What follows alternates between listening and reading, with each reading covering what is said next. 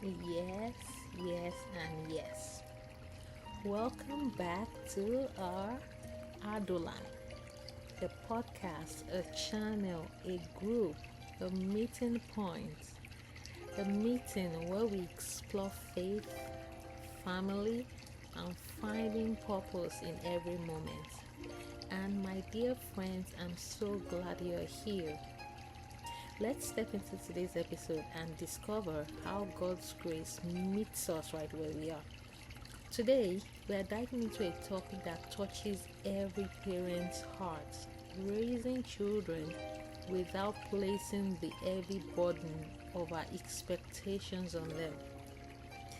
See, this is a conversation about surrender, about trust, about grace, and most importantly, about aligning our hearts with God's plan for our children, not just our own.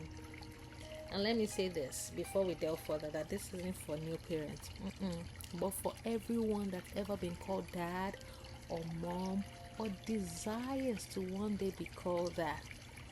So, be it biological, foster, spiritual, as long as you're a parent or parent to be, this is for you. So, foremost, we're going to talk about the challenge of expectations, right?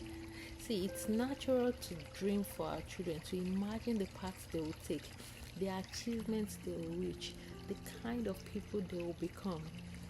I'll be honest with you, friends. I've had a few people who tell me that they're already picturing their children's future, almost writing out their storylines in their mind before the kids have even had the chance to hold the pen. Interesting, right? Maybe you have too.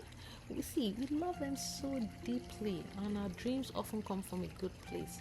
But sometimes, even well intentioned expectations can become heavy chains, putting pressure on both our hearts and theirs. Proverbs chapter 13, verse 12 reminds us: hope deferred makes the heart sick, but a longing fulfilled is a tree of life.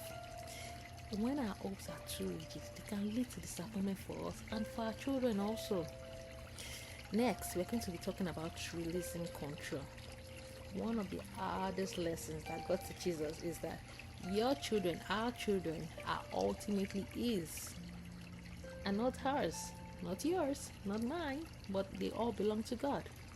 Proverbs chapter 16, verse 9 says, in their hearts, humans plan their course, but the Lord establishes their steps.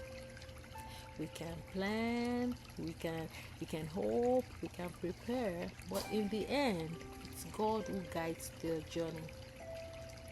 When we finally let go of micromanaging every little decision, we will see God open doors we never would have imagined, doors that would lead our children closer to His heart and not just to our own plans. Trusting God with our children is scary, but it's also liberating. We aren't alone. We have the best Father watching over them. Okay? Also, let's look into finding meaning in God's plan. See, sometimes God's plan for our children doesn't look like anything like what we expected. Maybe they take a path that we wouldn't have chosen for them. Maybe their passion surprises. Isaiah 55 verses 8 to 9 reminds us that for my thoughts are not your thoughts, neither are your ways my ways, declares the Lord. As the heavens are higher than the earth, so are my ways higher than your ways, and my thoughts than your thoughts. This shows us and tells us that accepting God's sovereignty means finding peace.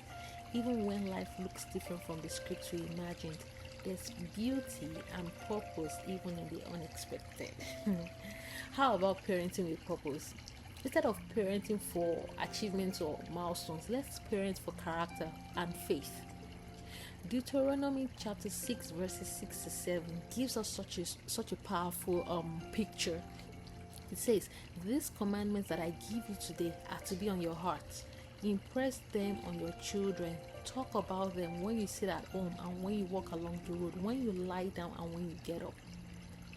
It's in the everyday moments, those bedtime stories, the morning prayers, the quick conversations in the car with them, that will plant seeds of faith. We should focus on building their hearts, not just their resumes. Let's focus on teaching them who they are in Christ and not just what they can achieve. Now, let's also look at embracing grace. See, parenting is not about getting it right or getting the whole thing right, the whole picture right. No, it's messy, it's humbling, it's filled with moments where you think, am I even doing this right? And that's why we all need grace. Oceans and oceans of grace for ourselves and for our children. Book of 2 Corinthians chapter 12 verse 9 says, "But he said to me, my grace is sufficient for you, for my power is made perfect in weakness. Therefore I will boast all the more gladly about my weaknesses, so that Christ's power may rest on me." So you see, you are not parenting alone. You don't have to be perfect, just faithful. My dear friends, God is writing a beautiful story with our children's lives. Let us release that heavy weight of expectations. Let us trust His plans. Let us parent with faith, with purpose, and with grace. And always remember, you are not failing. You are faithful, and God's grace is more than enough. Once again, thank you for being here today. If this blessed you, share it with a fellow parent who might need a little encouragement too. Until next time, keep trusting, keep loving, and keep walking by faith. Thanks so much for hanging out with me today. Until next time, keep walking by faith and living with purpose.